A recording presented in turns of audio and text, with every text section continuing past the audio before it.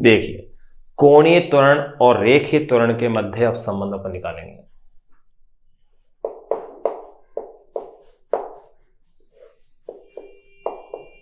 कोणीय त्वरण अल्फा व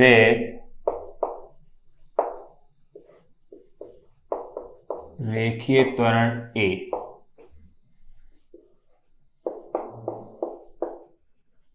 में संबंध। कोणीय त्वरण अल्फा व रेखीय त्वरण ए के मध्य क्या निकालेंगे अपन? संबंध। इसमें नंबर फर्स्ट, पहले अपन देखते हैं इसे भाई अदिश रूप में।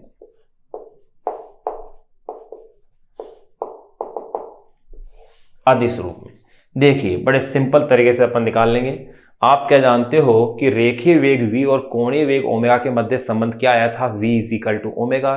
तो देखिए, अदिश संबंध लिया था तो अदिश संबंध से ही डेरिवेशन करेंगे। रेखीय वेग v वे कोणीय वेग ओमेगा। रेखीय वेग v वे कोणीय वेग ओमेगा के मध्य संबंध से। अगर इस संबंध से आप देखें तो इक्वेशन आ रही थी आपके पास v is equal to omega R. ये मेरे पास इक्वेशन है। अब इसका मैं क्या करूंगा, इसके दोनों पक्षों का t के सापेक्ष अवकलन कर दो। ये लो, उपरोक्त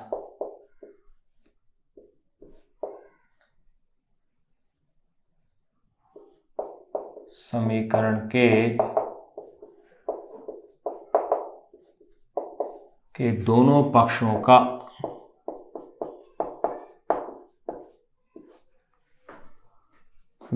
का t के सापेक्ष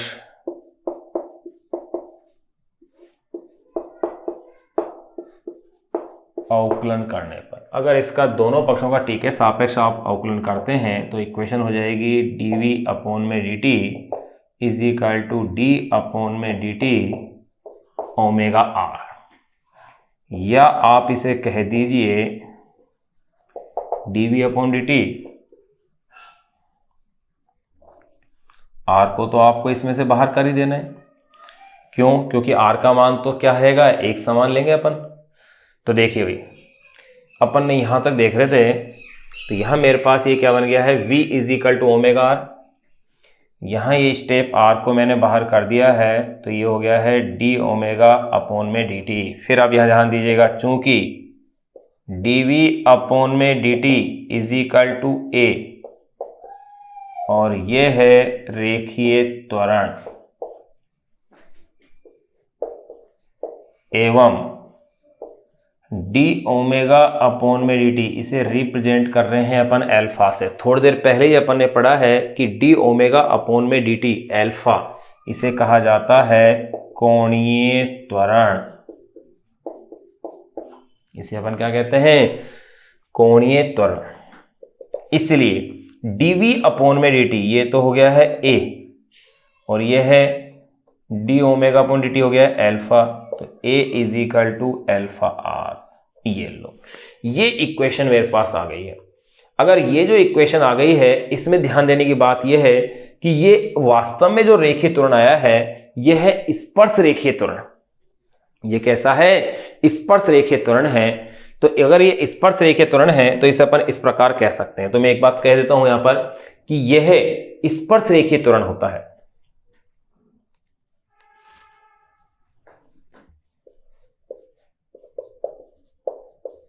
यह स्पर्श रेखीय त्वरण होता है, इसलिए इसे मैं t के साथ प्रेजेंट करूंगा, यानी कि टेंजेंट। इसलिए at इज इक्वल टू, ये इक्वेशन बन गई है मेरे पास अल्फा आर। ये लीजिए, तो स्पर्श रेखीय त्वरण at इज इक्वल टू क्या बन गया मेरे पास, अल्फा आर। या यूं कह सकते हैं इनका अदिश संबंध ये अपने पास आ गया है। अब यहां इसके बाद फर्स्ट अपन ने देखा है अदिश रूप में, नंबर सेकंड अपन बात करेंगे इसकी सदिश रूप में कि सदिश रूप के अंदर क्या ये रिलेशन आता है।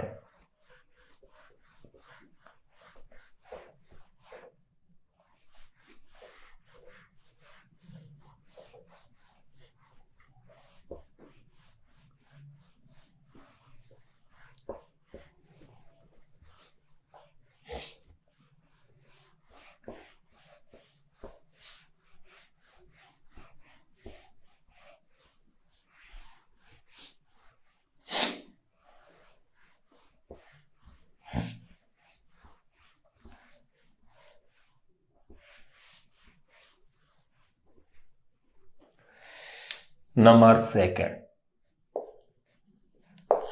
ये अपन बात करेंगे सदिश रूप में।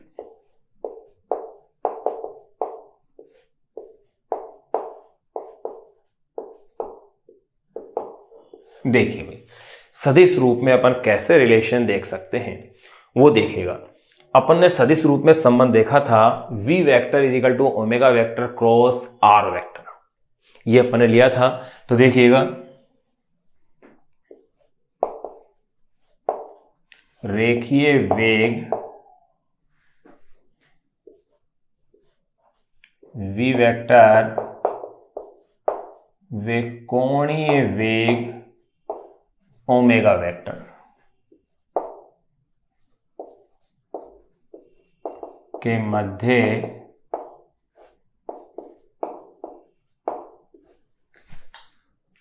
मध्य सदिश संबंध से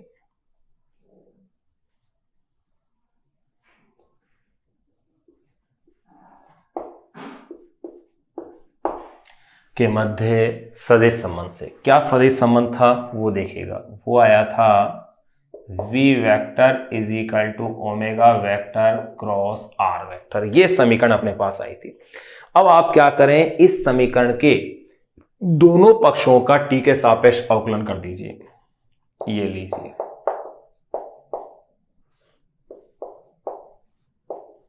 उपरोक्त समीकरण के दोनों पक्षों का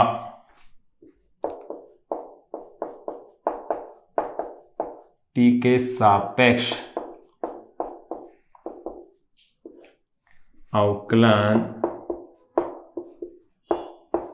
करने पर, उपरोक्त समीकरण के दोनों पक्षों का t के सापेक्ष अवकलन करने पर ये हो जाएगा dv वेक्टर अपॉन में dt, d अपॉन में dt omega vector cross r vector.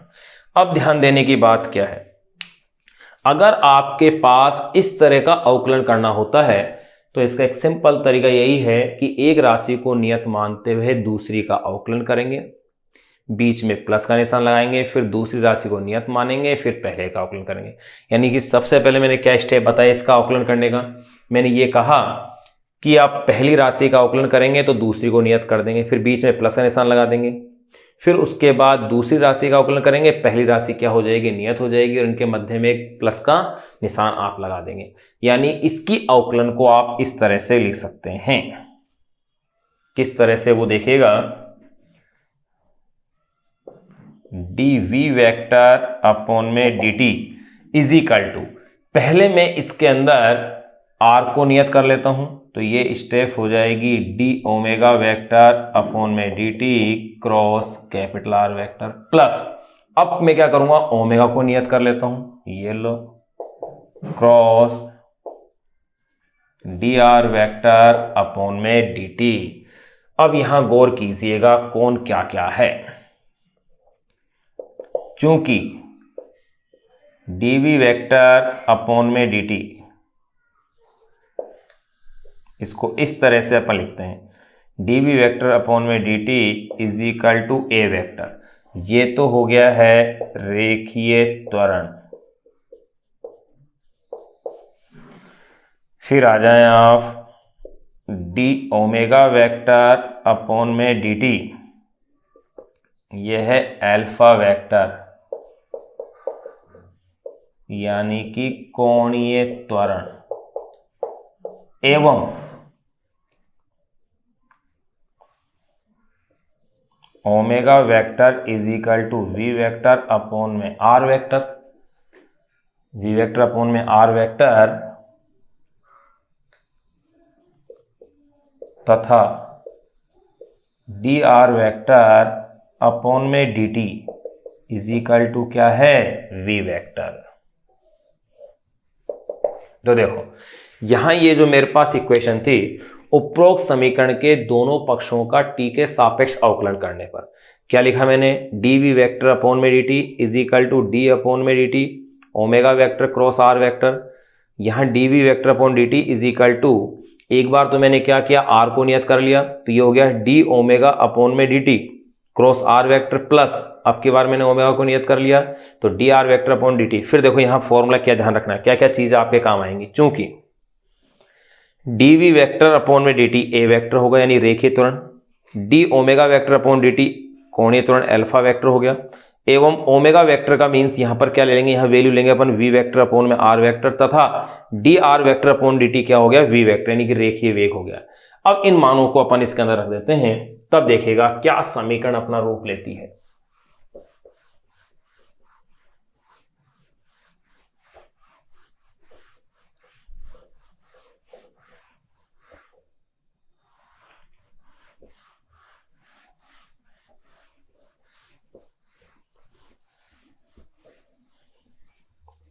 देखें, इसलिए small A vector is equal to D omega upon में डी टी, ये हो गया है alpha vector cross capital R vector plus omega vector की वैल्यू वी वेक्टर अपॉन में R vector cross D R vector upon D T is equal to V vector.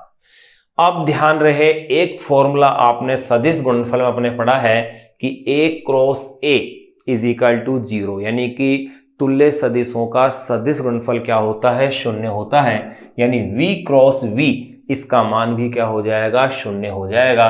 तो आप स्पष्ट यूं कह सकते हैं, चूंकि v vector cross v vector is equal to क्या है, 0, तो इसलिए A vector is equal to alpha vector cross R vector plus 0, ये स्टेप 0 हो गई, तो चलो इसको पूरे को 0 ही करते हैं, या ये इक्वेशन बन गई है A vector is equal to alpha vector cross R vector. ये लीजिए, ये आपके पास सदिश संबंध आ गया है रेखीय त्वरण ए और कोणीय त्वरण अल्फा के मध्य। Small A vector is equal to alpha vector cross capital R vector. अब देखिएगा, ये जो इक्वेशन अपन ने ली है, अगर आप इसे वृत्तीय गति के रूप में भी और शामिल करते हैं, अगर आप इसे वृत्तीय गति के रूप में और शामिल करते हैं, यानी कि मैं इसे एक दूसरे फॉर्मेट के रूप में एक अच्छे रूप के अंदर और मैं निकाल सकता हूं, वो कैसे, देखो मैं इधर साइड में कर रहा हूं अलग से। यहां तो अपना टॉपिक तो भाई कंप्लीट हो गया है, मैं इसको यहां, ये जो टॉपिक है ये तो अपना खैर यहां कंप्लीट हो गया है। अब मैं इसको एक दूसरे फॉर्मेट में कंपटीशन एग्जाम या अपनी जो बुक है एनसीईआरटी की जो बुक है उसके क्वेश्चंस हल करने में इसकी काफी मदद मिलेगी। देखिएगा मैंने क्या क्या इक्वेशन मेरे पास बनी थी, गौर कीजिएगा, आपके पास इक्वेशन थी, ये था v vector is equal to omega vector cross R vector था। मैंने इसके दोनों पक्षों का t के सापेक्ष अवकलन किया था, तो ये हुआ था dv वेक्टर अपॉन में dt is equal to d omega vector upon में dt आर वेक्टर प्लस, यहां तक की इक्वेशन लिखी थी मैंने, क्या लिखा मैंने, D omega vector upon D T into R vector plus omega vector cross D R vector upon में डी टी। अब देखो भाई, यहां अब आराम से गौर करें आप, चूंकि डी वी वेक्टर अपॉन में D T is equal to A vector, D omega vector upon में D T is equal to alpha vector and D R vector upon में D T is equal to क्या है, V vector है। तो देखो किस में फाइनल और ऑथेंटिक फॉर्मूला ये बनेगा मेरे पास, A vector is equal to, ये तो हो गया है भाई alpha vector cross R vector plus omega vector cross V vector. ये लो, ये ऑथेंटिक और फाइनल फॉर्मूला मेरे पास ये आता है। इस फॉर्मूले के अंदर एक चीज और मैं देखता हूं ये तो मैंने घूर्णन गति के लिए निकाला था, वैसे मास्टर फॉर्मूला ये है जो अपन बना रहे हैं अभी, ये मास्टर फॉर्मूला बनता है, ये आपको ध्यान में रखना है।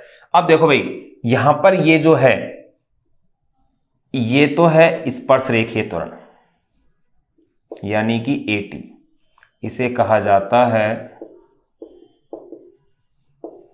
स्पर्श रेखीय त्वरण, और ये जो है इसे रिप्रेजेंट करते हैं AC से, और ये कहलाता है अभिकेंद्रीय त्वरण।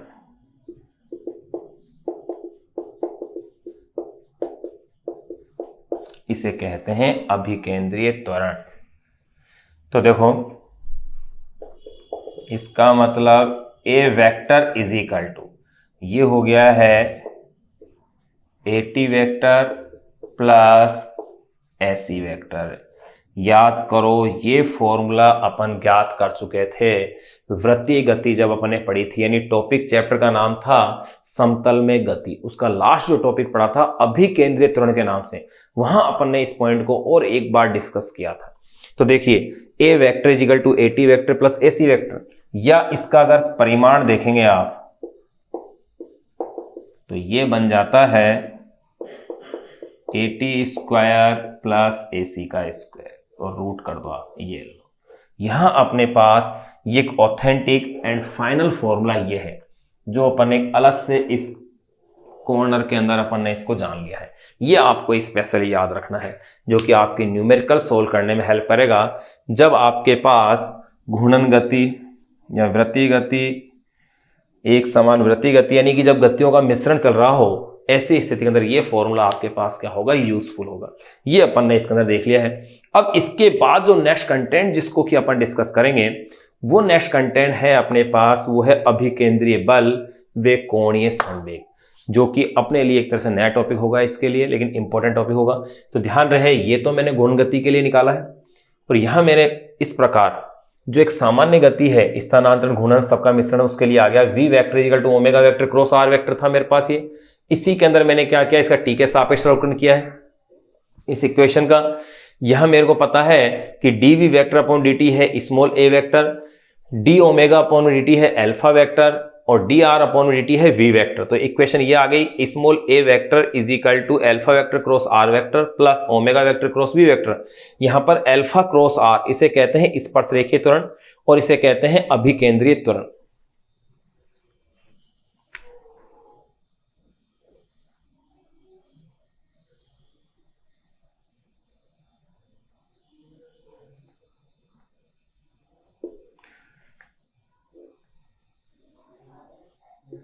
इसे कहा जाता है अभिकेंद्रीय त्वरण, यानी कि स्मॉल a वेक्टर, ये परिणामी त्वरण हो गया, small a vector is equal to AT vector plus AC vector, यानी कि tangent acceleration plus centripetal acceleration, यानी A vector is equal to AT vector plus AC vector. तो इसका परिमाण देखा तो ये आ गया है A vector is equal to AT square plus AC का स्क्वायर। यहां अपने पास अपन ने कोणीय त्वरण और रेखीय त्वरण के मध्य जो संबंध था उसकी अपन ने डेरिवेशन इसकी जो है कंप्लीट अपन ने कर ली है।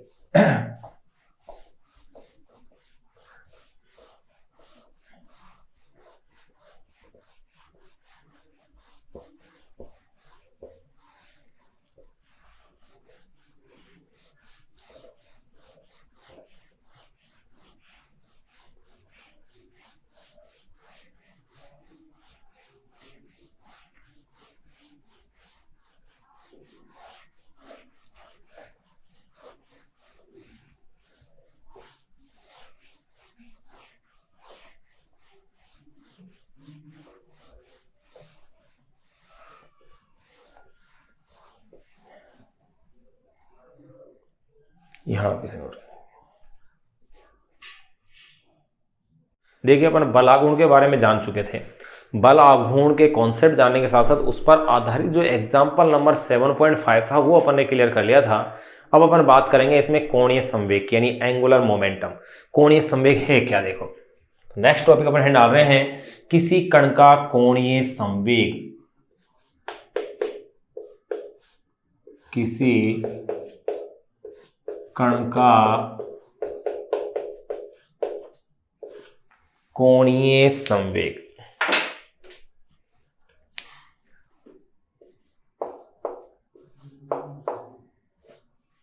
देखिए कोणीय संवेग को एक अक्षीय सदिश राशि है, इसे या तो J वेक्टर से दर्शाया जाता है अथवा इसे रिप्रेजेंट किया जाता है L वेक्टर से। बुक्स में या तो जे वेक्टर से शो किया होगा या फिर एल वेक्टर से। अपन इसे जे वेक्टर्स के द्वारा इसे दर्शाएंगे। अब देखिएगा, सिंपल सी डेफिनेशन पहले दे दें कि रेखीय संवेग का दी गई अक्ष के सापेक्ष जो आघूर्ण है वही कहलाता है कोणीय संवेग। तो अपन सिंपल डेफिनेशन लिख दें, रेखीय संवेग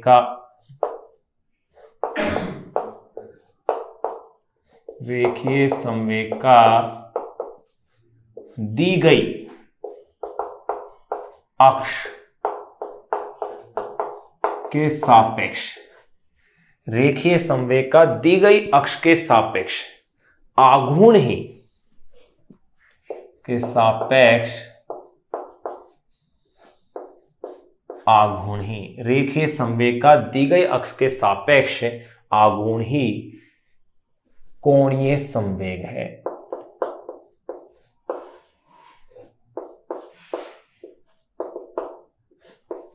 कोणीय संवेग सिंपल अपन यो कह सकते हैं कि रेखीय संवेग का दी गई अक्ष के सापेक्ष आघूर्ण क्या है, कोणीय संवेग है।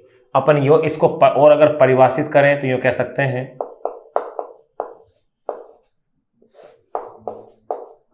कोणीय संवेग का परिमाण, कोणीय संवेग का परिमाण, रेखीय संवेग के परिमाण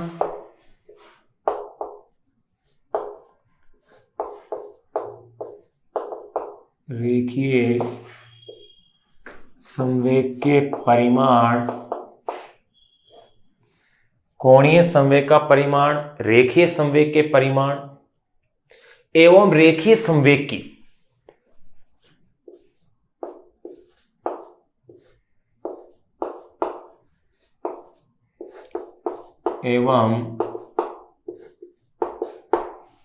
कोणीय संवेग का परिमाण, रेखीय संवेग के परिमाण एवं रेखीय संवेग की क्रिया रेखा की, रेखीय संवेग की क्रिया रेखा की, कोणीय संवेग का परिमाण, रेखीय संवेग के परिमाण एवं रेखीय संवेग की क्रिया रेखा की अक्ष से, क्रिया रेखा की अक्ष से लंबवत, क्रिया रेखा की अक्ष से लंबवत दूरी के गुणनफल से, लंबवत दूरी के गुणनफल, क्या कहा मैंने, कोणीय संवेग का परिमाण, रेखीय संवेग के परिमाण एवं रेखीय संवेग की क्रिया रेखा की अक्ष से लंबवत दूरी के गुणनफल के बराबर होता है। ये भी इसकी करेक्ट अपने पास डेफिनेशन में आ गई है। अपन ये कह सकते हैं कि ये एक अक्षीय सदिश है जिसकी दिशा घूर्णन अक्ष के क्या होती है, अनुदिश होती है। यह अक्षीय सदिश है जिसकी दिशा घूर्णन अक्ष के अनुदेश होती है। यह अक्षीय सदिश है जिसकी दिशा घूर्णन अक्ष के क्या होती है, अनुदेश होती है। अब देखो जरा इसको समझें, वही बल आघूर्ण की भांति ये कोई दृढ़ पिंड अपन ले लिया है अनियमित आकार का। यहां मैंने ये ले ली है कि ये इसकी कोई घूर्णन अक्ष है, ये कोई निर्देश बिंदु O है। इस निर्देश बिंदु O के सापेक्ष स्मॉल r स्थिति सदिश पर ये कोई बिंदु P पर कोई कण है। इस कण का रेखीय संवेग की अगर मैं बात करूं तो देखिए भाई, उसका जो रेखीय संवेग है वो है small p vector is equal to small mv vector, ये उसका रेखीय संवेग है। अब देखिए भाई, इस स्थिति सदिश को अगर मैं यूं आगे देखता तो इसके बीच में ये कोण एंगल क्या बन रहा है, थीटा बन रहा है। अगर मैं इसे यूं पीछे लेता हूं और यहां से अगर मैं यहां लंब लेता हूं तो मैं क्या देखता हूं कि इनके मध्य की लंबवत दूरी ये आती है।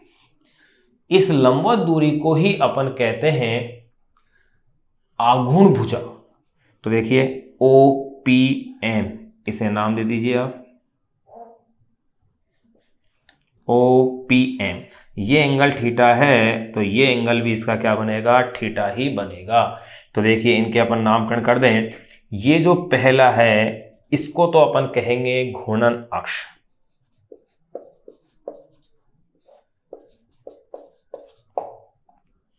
और ये आघूर्ण भुजा हो गई। इस आघूर्ण भुजा को अपन कह सकते हैं पी वेक्टर की क्रिया रेखा की, पी वेक्टर की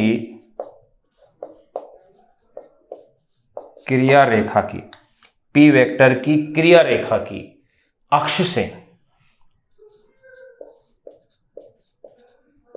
की अक्ष से लंबवत दूरी। पी वेक्टर की क्रिया रेखा यह है, ये घूर्णन अक्ष से, उससे ये क्या हो गई, लंबवत दूरी हो गई। अब देखिएगा यहां अपन ने इस डायग्राम को समझ लिया और जान लिया है। अब मुझे क्या चाहिए, एक तो आर चाहिए और इस लंबवत दूरी को ज्ञात करना है, यानी कि लंब मुझे पता करना है और कर्ण मुझे पता है, यानी कि लंब और कर्ण के रूप में जो त्रिकोणमितीय अनुपात आएगा वो आएगा साइन थीटा। अर्थात मैं इस ट्राइंगल OMP, इस ट्राइंगल के अंदर मैं साइन थीटा की वैल्यू देखूंगा तो देखिएगा समकोण त्रिभुज OMP से किसका मान निकालना होगा मुझे, इसमें साइन थीटा का। Sine theta is equal to लंब बटा कर्ण, लंब हो गया है OM और कर्ण है इसका OP, यानी कि OM अपॉन में स्मॉल r, या OM is equal to r sine theta. ये मेरे पास लंबवत दूरी की वैल्यू आ गई है, OM is equal to r sine theta. अगर ये मेरे पास आ गया है तो देखिए कोणीय संवेग है, चूंकि कोणीय संवेग का फॉर्मूला मैंने क्या लिखा है, रेखीय संवेग का परिमाण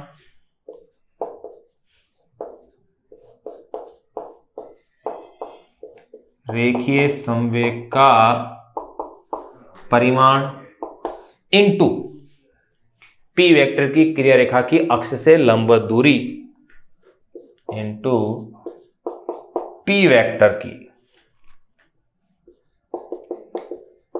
क्रिया रेखा की अक्ष से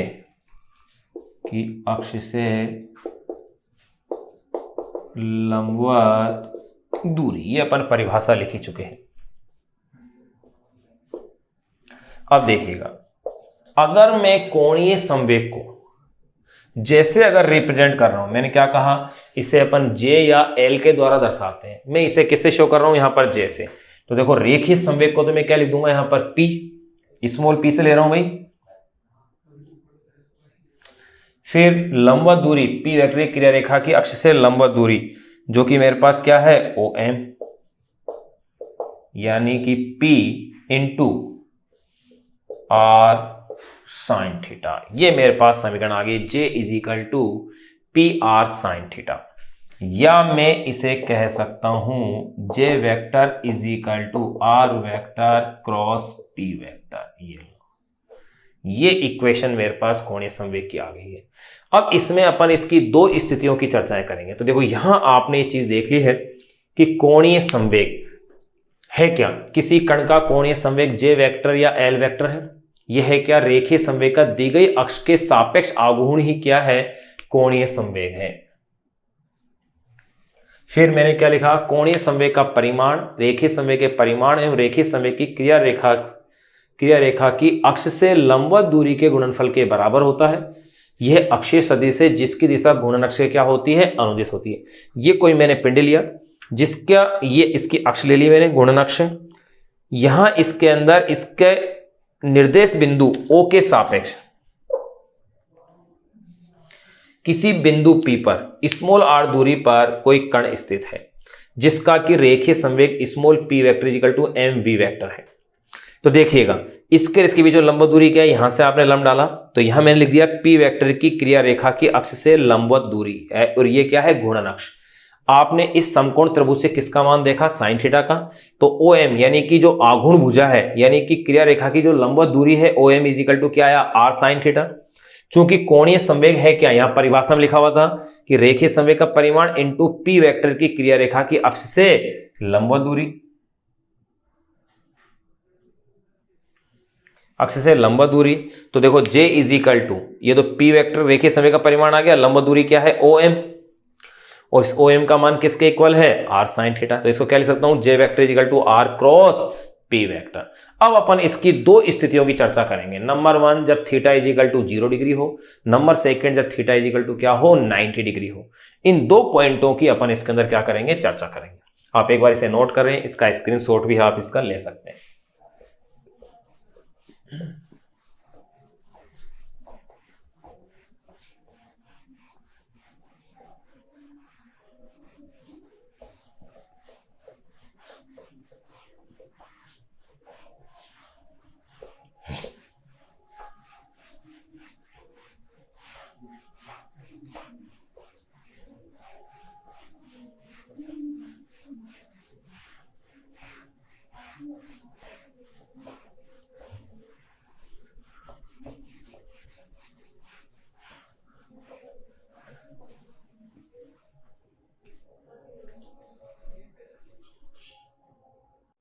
देखिए अपन इसमें घूर्णन गति के अंतर्गत कोणीय विस्थापन, कोणीय वेग, कोणीय त्वरण और रेखीय वेग और कोणीय वेग में संबंध, रेखीय त्वरण कोणीय त्वरण में संबंध अपन ज्ञात कर चुके थे। अब नेक्स्ट जो अपनी बुक की जो हेडिंग है वह है बल आघूर्ण एवं कोणीय संवेग। बल आघूर्ण एवं कोणीय संवेग, यानी कि अपन कह सकते हैं इसके अंदर टॉर्क एंड एंगुलर मोमेंटम।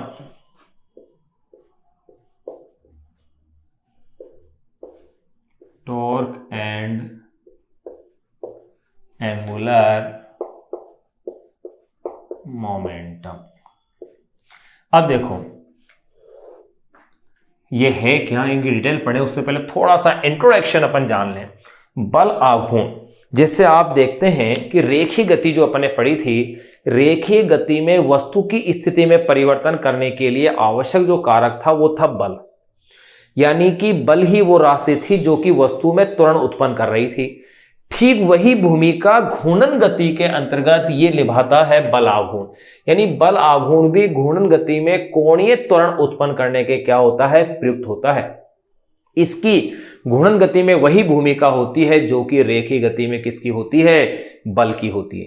ठीक उसी प्रकार जो भूमिका घूर्णन गति रेखीय गति के अंदर संवेग की होती है, जिसे अपन रेखीय संवेग कहते हैं, वही भूमिका घूर्णन गति में क्या होती है, कोणीय संवेग की होती है।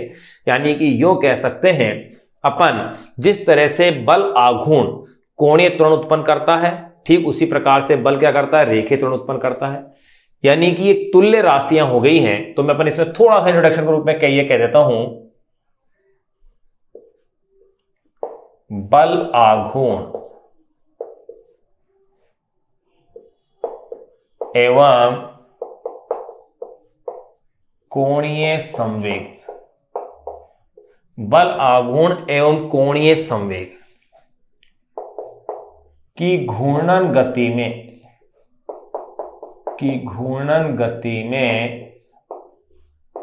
वही भूमिका होती है,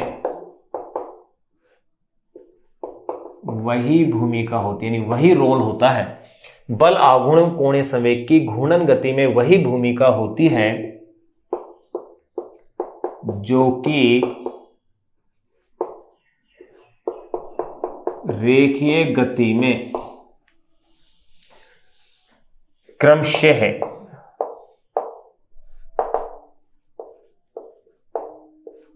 बल व रेखीय संवेग की होती है। क्लियर? देखो, जिस प्रकार बल पिंड के अंदर रेखीय त्वरण उत्पन्न करता है, ठीक उसी प्रकार से बल आघूर्ण घूर्णन गति में पिंड के अंदर कोणीय त्वरण उत्पन्न करता है। जिस प्रकार बल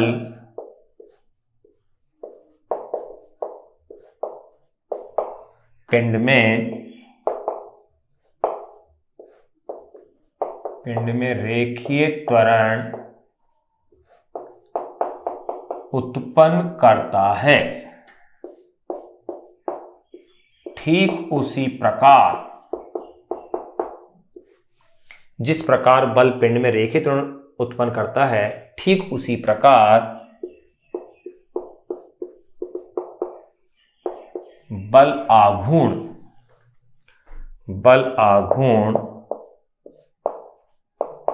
पिंड में कोणीय त्वरण उत्पन्न